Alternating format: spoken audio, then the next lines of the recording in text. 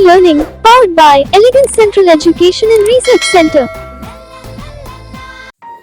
കുഞ്ഞുമക്കളെ, കഴിഞ്ഞ ക്ലാസ്സിൽ പഠിച്ചത് ഓർമ്മയില്ലേ? ആ എന്ന് നീട്ടി പറയുന്ന ശബ്ദം കിട്ടാനായി നാം വാക്കുകളിൽ ചേർക്കേണ്ട ചിഹ്നം ഏതാണെന്ന് ഓർമ്മയുണ്ടല്ലോ? എന്നാൽ ഇന്ന് നമുക്ക് സ്വരാക്ഷരങ്ങളിലെ മൂന്നാമത്തെ അക്ഷരമായ ഇ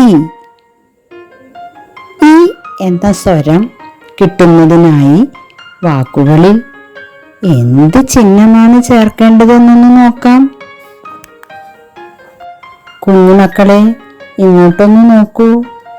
വാക്കുകളിൽ ഇ എന്ന സ്വരം കിട്ടുന്നതിനായി നമ്മൾ ഉപയോഗിക്കുന്ന ചിഹ്നമാണിത്. ഈ ചിഹ്നം ഉപയോഗിച്ച് നമുക്ക് കുറച്ച് വാക്കുകൾ ഉണ്ടാക്കിയാലോ? വ്യഞ്ജനാക്ഷരങ്ങൾ ഏതാണെന്ന് ഓർക്കുന്നില്ലേ? വ്യഞ്ജനാക്ഷരങ്ങളോട് കൂടി ഈ ചിഹ്നം ചേർത്ത് നമുക്ക് ഈ എന്ന സ്വരം ലഭിക്കുന്ന വാക്കുകൾ ഉണ്ടാക്കാം. കറി, മണി, ആണി, ഇടി, മടി, തടി.